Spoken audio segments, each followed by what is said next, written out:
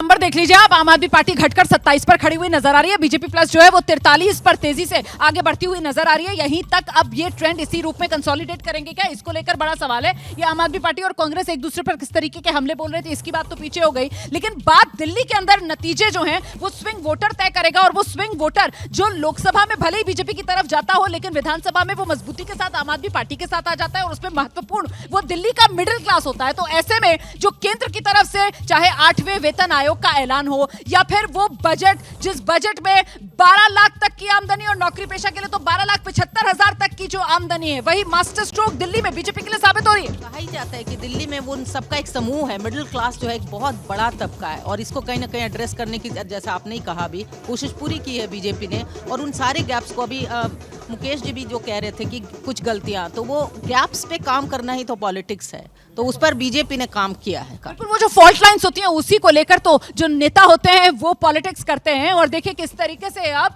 जानकारी मिल रही है, 17 सीट ऐसी हैं जहां पर बीजेपी जो है वो 5,000 वोटों से बढ़त बनाए हुए है। 17 सीटें हैं ऐसी। ताजा स्कोर आपके सामने है, बीजेपी 43 पर है, आम आदमी पार्टी 27 पर है। और अब आप ये मानकर चलिए कि 2.5 घंटा गिनती का हो रहा है। कमोबेश तस्वीर अब इसी तरीके की रहने वाली है। बहुत बड़ा कोई उलटफेर नहीं होगा। अब तो देखना ये दिलचस्प होगा कि आखिरकार वो जीत का फासला, वो जीत का अंतर किस रूप में कितना रहता है। मामला नजदीकी आम आदमी पार्टी या बीजेपी के बीच बनता है, या फिर वो बड़ी सुनामी बीजेपी की आती है क्या, क्योंकि 70 विधानसभा सीटें हैं और इनमें से बहुत सी सीटें ऐसी हैं जिसको लेकर लगातार लोग कह रहे हैं कि मामला बहुत करीबी और बहुत देर तक तस्वीर साफ हो पाती है। इस बीच जश्न की तस्वीरें आने लगी हैं। बिलाल हमारे सहयोगी वहीं पर हैं। अभी तक तो बैंड आप बजते हुए देख रहे थे, अब जरा ढोल की धुन सुनिए। जो है वो यहाँ पर नाचते हुए दिख रहे हैं। सर, कितनी खुशी और किस तरीके से जश्न का इजहार। भाई साहब, इतनी ज्यादा खुशी हम बयान नहीं कर सकते। कम से डंका बज रहा है, बजता रहेगा। बीजेपी आएगी, डंका बजेगा। कब से कितने सालों का इंतजार, 27 सालों का इंतजार अब खत्म हो रहा है। और मैंने तो अपने टूटे घिस लिए केजरीवाल को हराने के लिए। दिल्ली में 2 महीने से घूम रहा हूँ केजरीवाल जी को हराने के लिए। केजरीवाल पे जो पानी फेंक के विरोध किया था वो मैं ही शख्स था, वो मैं ही शख्स था। इसे जश्न कैसे मनाएंगे? जश्न बार खुल के होगा। जितने लोगों को भी पार्टी चाहिए होगी मैं दूंगा पार्टी उन लोगों को। हम मिठाइयाँ बांटेंगे, लड्डू बांटेंगे और जश्न मनाएंगे। झाड़ू बिखर गई है, इस बार दिल्ली में 70 की 70 झाड़ू बिखरेंगी। ठीक है, और भी समर्थक हैं। एक बार मैं पहले ये कहाँ से आरकेपुरम से आए, बहुत ही अच्छा आदमी है।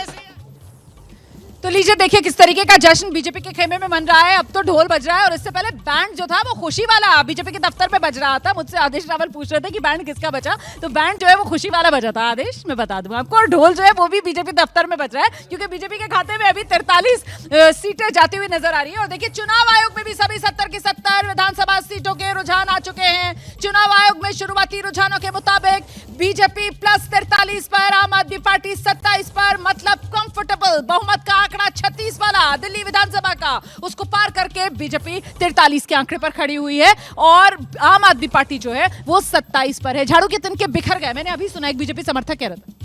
मैं तो कुछ कह नहीं रहा ना, मैं किसी पार्टी का समर्थक नहीं हूँ। मैं सुबह से यही कह रहा हूँ कि there is a close fight. Edge और एडवांटेज आम आदमी पार्टी है। अभी भी दे रहा हूँ। 6 राउंड की काउंटिंग सीलमपुर में हो चुकी है, जहाँ पर 8,000 से लीड है।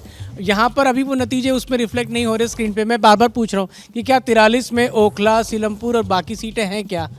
तो मैं आपसे बस वही पूछना चाह रहा हूँ कि क्या वो आपने कंसीडर की हैं 43 में, उसमें वो सीटें हैं या चुनाव आयोग के हिसाब से चल रहा है अभी। तो चुनाव आयोग की वेबसाइट में जिस तरीके का अपडेट होगा वही यहाँ पर नंबर में आप देख रहे हैं, क्योंकि चुनाव आयोग ने ये अपडेट कर दिया है। सभी 70 की 70 विधानसभा सीटें, जिसमें बीजेपी प्लस के खाते में 43 वो सीट आप देख रहे हैं, और आम आदमी पार्टी के खाते में 27 सीट। आदेश, फुल जो कह रहे हैं ना, मुस्तफाबाद और ओखला सीट, वहाँ पे ओवैसी के जो कैंडिडेट है उनको इतना वोट पड़ गया है कि वहाँ बीजेपी जीत जाएगी। ठीक है, तो आप उसको इसमें गिन लीजिए भाई साहब। पहली बात तो ये। दूसरी बात जो मेगा बोल रही थी कि राहुल गांधी, प्रियंका गांधी के ने जो कैंपेन किया वो अरविंद केजरीवाल के खिलाफ किया, उसका कारण है दरअसल पंजाब, दिल्ली, हरियाणा, गुजरात, जहाँ जहाँ आम आदमी पार्टी जाती है उसका सीधा फायदा बीजेपी को मिलता है और नुकसान होता है कांग्रेस पार्टी को। तो ये उनकी स्ट्रैटेजी थी कि हमें सत्तारूढ़ पार्टी के खिलाफ जाके चुनाव लड़ना है और अपना खोया हुआ वोट वापस पाना है, जितना भी हम पा सकें।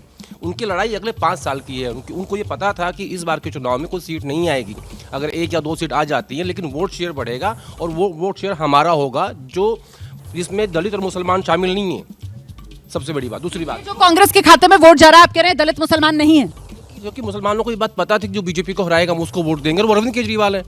इसलिए जो मेजर चंक है 90% वोट मुसलमानों का, वो अरविंद के पास गया है। मुझे ऐसा लगता है, जरा सा प्रोफेसर चंद्रचूड़ का हम रुख करेंगे, और लगातार चुनाव की कवरेज में जब हम साथ रहते हैं तो तेलंगाना से लेकर कर्नाटक तक हमने देखा किस तरीके से जो मुस्लिम वोट था वो रीजनल पार्टी के मुकाबले कांग्रेस की तरफ शिफ्ट हुआ। इसीलिए कर्नाटक में कांग्रेस की जीत और इसीलिए तेलंगाना के अंदर कांग्रेस की जीत। यहाँ रीजनल पार्टी दिल्ली के अंदर आम आदमी पार्टी अब तो राष्ट्रीय पार्टी का दर्जा हासिल हो चुका है, तो दिल्ली का मुसलमान जो है वो कांग्रेस की बजाय आम आदमी पार्टी की तरफ जा रहा है। देखिए, बेसिक आइडिया ये लगता है अभी जो मोटे तौर पर पता चलता है कि जो मुसलमान का जो वोटर होता है या मुस्लिम वोट जो होता है वो दरअसल उस पार्टी की तरफ ज़्यादा झुका होता है जो उसके परसेप्शन में लगता है कि भारतीय जनता पार्टी को मात दे सकता है। लेकिन सर मैं ये सवाल इसलिए पूछ रही हूँ क्योंकि मुझे लगता है, जरा आशीष के पास मैं आ जाऊँ। आशीष, जो 2020 के अंदर दिल्ली के अंदर दंगे हुए और हमने देखा कितने मुस्लिम ऐसे लोग सामने निकल कर आए जिनकी अरविंद केजरीवाल से शिकायत तो इस बात तक को लेकर हुई कि साहब जो ओखला की सीट है, जो सीलमपुर की सीट है, वहां पर तो हमने देखा नहीं अरविंद केजरीवाल आए हो प्रचार।